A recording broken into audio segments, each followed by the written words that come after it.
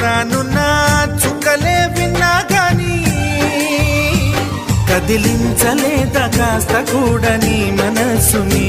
పరదాలు దాటి ఒక్కసారి పలకరించవేమి అందరినీ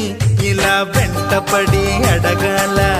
సరదాగా నువ్వే ఎదురైతే సరిపోదా నిద్రపోతున్న రాత్రి నడిగా